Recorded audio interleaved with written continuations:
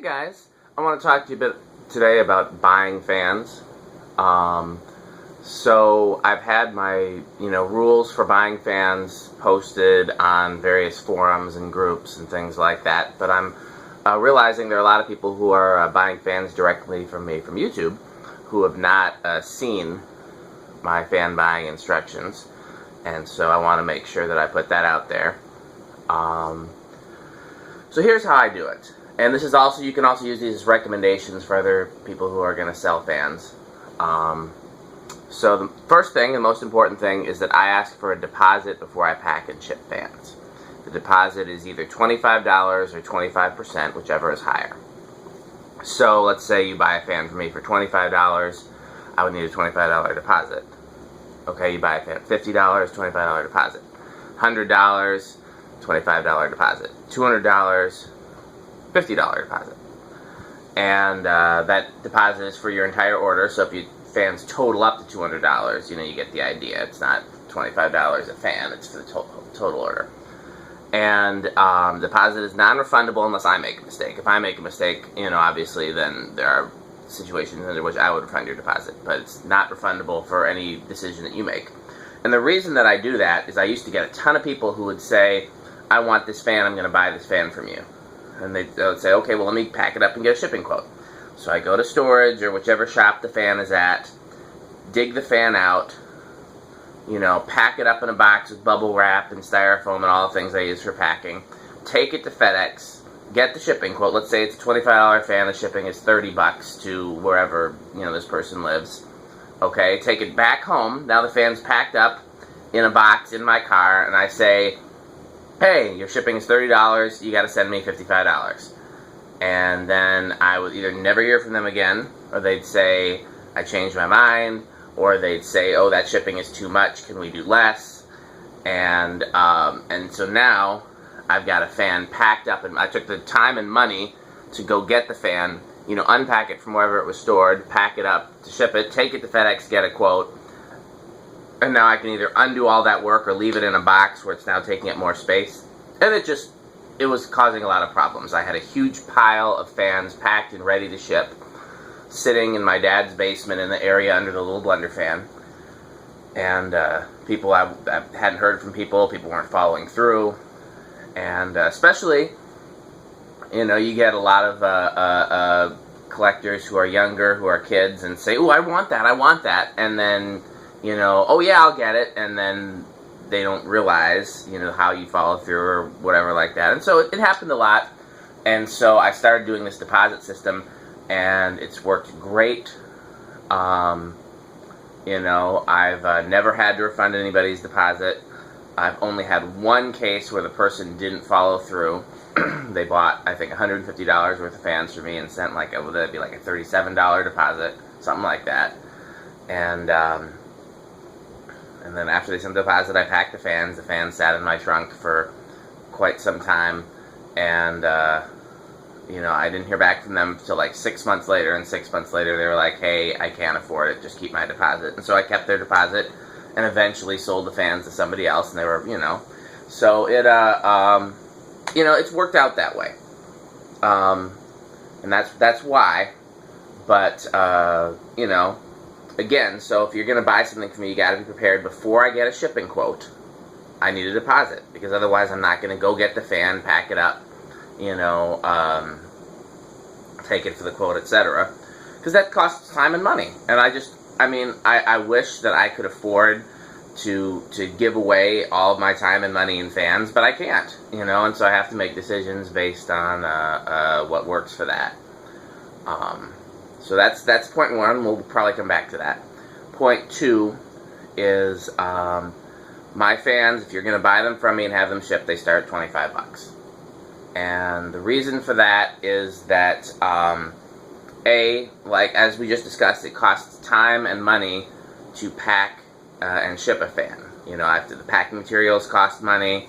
Taking it to FedEx takes time and gas, and there's a lot involved with it. And then the other thing is that even the cheapest fan, even the cheapest Hugger, SMC, or whatever, has a capacitor, a pull chain, a reverse switch, sometimes down rod, mounting bracket. All those parts are worth something to me because I can use them for other fans. A replacement capacitor costs at least $5. Replacement pull chain costs at least $5.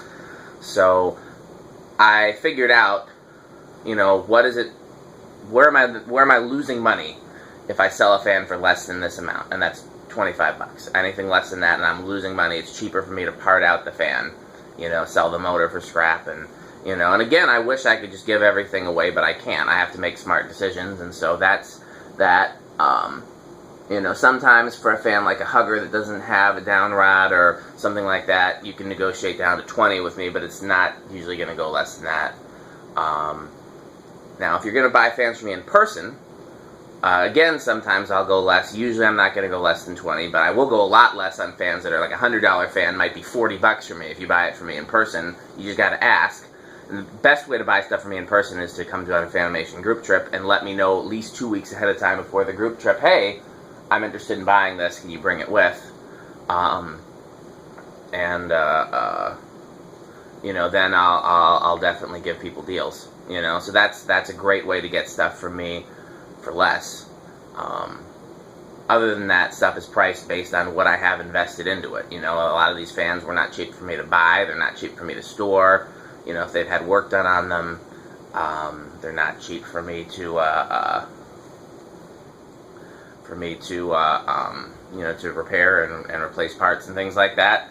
So that's, I mean, that's, you know, that's why, you know, some of the stuff, some of the Casablancas and stuff like that are over $100 because that's what I have invested in it. And I understand that not everybody can afford that, and sometimes you can get lucky and find those same fans at a Habitat for $20, $30, and by all means do that if you can, you know. And it certainly doesn't hurt to ask me if you want a $200 fan for $50. You know, sometimes I'll say yes, but, you know, again, I don't necessarily sell my stuff as cheap as you would get it at a Habitat or, you know, anything like that, because of what I have invested in it. I just, you know, I can't afford to lose money. You know, we've talked in various forums and groups and stuff like that about the different pricing tiers. There's, you know, Habitat and Craigslist pricing, there's collector-to-collector pricing, and then there's eBay pricing, you know, and that's pretty much how it is for me. So third, that's things 1 and 2. Third thing is I have a caveat on all of my sales, which is do not assume that all the screws are included, do not assume the mounting bracket is included. And that's because a lot of these fans came from Habitats and they came from Craigslist. And if you ever bought a fan from Habitats or Craigslist, you know that more than half the time the mounting bracket is not included. The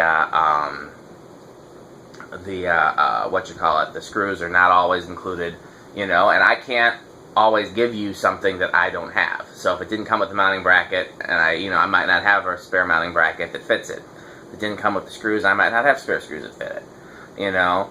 And so you always want to assume. If I video the fan, I'll usually say whether it has those parts or not in the video. But again, the caveat is do not assume those parts are included, because they're usually not when I get the fans, and I can't make mounting brackets appear out of thin air. You know, a lot of times I can find the screws if I go to the hardware store, but again, that takes time and money. So if you really needed to have all the screws, say, hey, I'm getting a $25 Hugger from you, I'm willing to spend an extra $10 for you to make sure it has all the screws, and for that additional, I'm just making up a number, you know, but $10 or whatever, I'll say, sure, I'll go to the hardware store, I'll buy all the screws for it, blah, blah, blah. I've done that before. You know, some collectors have said, hey, I'm not in a position to go and find the screws, what can you do? But I can't afford to just say, I'm going to go and buy $5 worth of screws and throw them in with a $25 fan, and that takes, you know, a couple hours out of my day to go and get the fan, take it to the hardware store. You get the idea. So that's number 3. Number 4 is buyer beware, sold as is, that kind of stuff. For the most part, these are vintage fans. I don't think I have anything brand new in the box, and even if I have, well, I do have some stuff brand new in the box, but like brand new 2016 in the box, 2015 in the box, I don't think I have anything like that. Everything I have that's brand new in the box has been sitting for some years, and a lot of the stuff is, you know, 20, 30, 40 years old. So I can't guarantee anything, because these, you know, these are old fans. And So if I've tested the fan, there'll be a video of it. So that's a good indication, is if you're interested in something of mine for sale, presumably if you're watching this, you might have seen it in a video, and that's how you know about it. So, watch the video, you can see how it runs. All I can do is guarantee that it ran as displayed in the video at the time that I tested it. For example, let's say the bearings are fine in the video, and then you get it, and by the time you get it, the bearings are noisy. There's nothing I can do about that. I mean, that might have been the time where the bearings get noisy is right there, or, something gets jostled just enough in shipping, or, I mean, you can't control these things. And there's a lot of fans that I haven't even tested. I bought them untested and then pack them away for storage and have it. Now, normally, if you ask to buy something that I haven't tested, I'll try to test it beforehand just so I can get a video of it, because I'm trying to video every single fan that I can for you guys to see on my channel, since, the videos are very popular and so on and so forth. But if I haven't tested it, I can't guarantee anything at all. I mean, a lot of times I'll just put power to it, excuse me, on the workbench. But again, don't assume I've tested it unless there's a video. And if there is a video, assume it runs based on the video, but something can always happen between then and when you get it that has nothing to do with anything you can control. So, and I would expect anybody buying vintage fans to know that. You just can't. The only like stuff like that that's an exception is if there's something that's clearly, messed up. A wire is missing and it didn't get pulled out in shipping. It has the wrong pull chain in it. It has, something else that should have been noticed. 'Cause I bought a few fans from other collectors in the past where there was something wrong with it that should have been noticed. Like, it was not like something that, like this thing just reached the end of its lifespan. This was somebody messed with it, something was missing, something was damaged, So that's a different story, and I've never had that happen on anything that I've sold, but, again, just putting that out there, it's you don't know when bearings are at the end of their lifespan, you don't know when capacitors are at the end of their lifespan, etc., so it's a buyer beware situation. And if it does show up with any problems that weren't there when I saw it, then I will try my best to help you fix it, but I can't guarantee any repair, replacement, or money back or anything like that, because these are old fans. Last thing is shipping damage. I have had very good luck with stuff that I've shipped out. I think, correct me if I'm wrong, in the history of stuff that I've sold, I think I've only had 3 shipments arrive damaged. One was my fault. I was trying a new method of packing, and it wasn't smart. I thought it would work well, and it didn't, and that was something that went to JJ, actually, and I replaced the fan for him. Another time, there was a fan that went to, well, I guess I shouldn't shout everybody's name, but there's a fan that went to another collector where FedEx had taken and decided to inspect the shipment and unpacked it and repacked it, and the way they repacked it was bad, and the fan got damaged. They paid the claim. And then the third time that I remember was years ago when I was a kid shipping out fans, and it was the first time I'd ever shipped fans, and I didn't understand how much packing you needed. So again, in having shipped out hundreds of fans that I can recall, my track record is, 497 out of 500 have arrived perfectly. I'm making up numbers, but you get the idea. I do insure every shipment, and normally I insure every shipment for $100. If you want it insured for more than $100, we can talk about it. The reason that I normally only insure for $100, even if the fans are worth more, is because FedEx is a lot better at paying claims for $100 or less.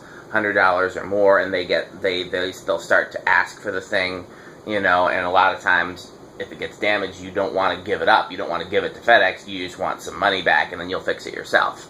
So, $100 and under, usually they let you keep the shipment, and they'll pay out, if they determine them to be at fault.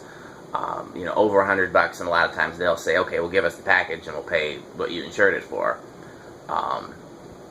So again, if you want it insured for more than $100, we can talk about that.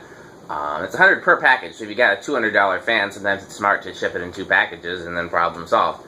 But anyhow, so I ship FedEx because they have the best history for damage. I've had tons of issues with UPS. UPS is just rough on packages, and they hardly ever pay their claims. FedEx is a lot better on damage and is good about paying their claims. They don't pay every claim, but they pay a lot of them. So if you do get something that arrives damaged, then take pictures right away of the damage and of the box, if there's any damage to the outside of the box, of how it's packed, so you can prove to FedEx that it was packed well, and send those to me right away, and I'll file a claim with FedEx. And then if, assuming FedEx pays the claim, then you have the option of either getting your money back or picking out a different fan that's that amount of money or less. Or, sometimes I'll be flexible in one that's more. But, yeah, and I've never had a case so far where it got damaged in shipping and FedEx did not pay the claim. That hasn't happened yet. For the sake of legality, I'll say if that happens, I'm not responsible. But it hasn't happened, and if it does happen, I'll try my best to work with you. But I'm not, I'm not going to say that I'm responsible in the event, because in the event that happens, because I can't control what FedEx does. And like I said, all I can guarantee is the shape that it's in once it's leaved here, and that it's packed well. I think that covers it. I got 5 bullet points there. So, ask for a deposit. Pricing, $25 and up. Meet me at Fanimation. Buyer beware, FedEx claims. The other thing that I want to say is, again, this goes into the whole deposit thing, is please don't ask me how much shipping is going to be if you don't, if you haven't sent in a deposit, because I don't know. I have no way of knowing until I pack the fans, because, I can guess based on, how heavy the fan is and how, and how far away you are, but I really don't know. Because FedEx has changed to a dimension-based pricing rather than weight-based pricing, and so even if it's a small, light fan, but it requires an oddly shaped box in order to pack it, then sometimes shipping is more. And then the zones with FedEx are weird, where something from here to DC might be cheaper than something from here to Florida. So, I usually tell people, just kind of, a safe assumption is for the average fan, average distance, which is not like all the way in California, but it's not, next door to Illinois. Assume $25 for 1 fan, $40 for 2 fans, $60 for 3 fans, etc. I don't know. I don't know, and there's really, if you want a rough guess, go to FedEx.com, go to rate calculator, type in my zip code 53711, and then type in your zip code, and put in, like I said, I put in 20 pounds for 1 fan, put in 30 pounds for 2, 50 pounds for 3. You can get a rough idea, but I don't know. And so, like, I had a guy ask me recently, how much is shipping going to be, and he didn't even give me his zip code. I have no idea where you live, so, I really have no idea then. But even then, even if you give me your zip code, until I pack it up, there's really no way for me to know, because it depends on, again, my specific zip code to your specific zip code, the shape of the box, the size of the box, the weight of the box. I don't know what any of that's going to be until I actually pack the fans. So, if shipping cost is going to be a huge deal to you, and it's like if shipping is $25 and I'll buy the fan, and if it's $35 and I won't, then the only suggestion I can make is make me an offer, because I do accept offers on everything that includes shipping. So if I'm selling the fan for $25, say, hey, I'm offering $50 shipped. And then I'll either say, hey, that works, hey, that doesn't, sorry, I have to do it the normal way, 25 plus shipping, or, you know, what's your zip code, let me find out more information. But that sometimes is the easiest way to go about it if you're really worried about shipping costs. I try to avoid doing that because I can lose money doing it that way, but it doesn't hurt to try. The other thing is, I do ship internationally, but I try to avoid it when possible, because when I say, okay, internationally and Hawaii and Alaska, because FedEx goes to the continental 48. And, I mean, they go everywhere, but they're the cheapest for the continental 48. And then once you start going out of the continental 48 and you go to Alaska, Hawaii, or other countries, now it's cheaper to ship. Cheaper to ship? Did I just say that? It's cheaper to ship via the post office. And the post office is a much bigger hassle to deal with in terms of taking it there, getting a quote. They're more picky about how it's packed. They're more picky about how the box is, and, you know, whether or not there's labels or marking on the box. They are not as good as FedEx as far as damage and as far as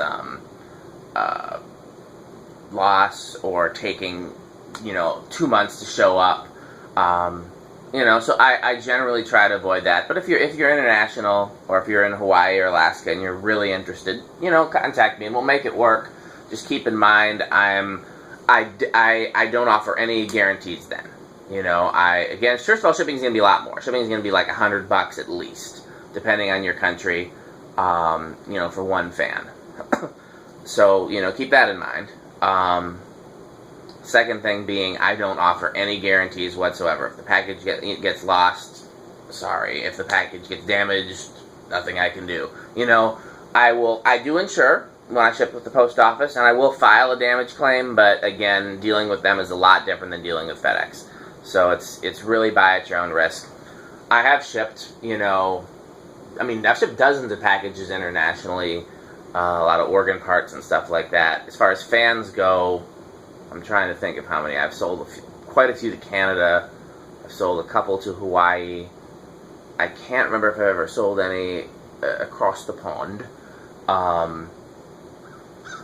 Out of all the stuff I've shipped, I've only had one thing damaged, and it was a fan shipped to Hawaii,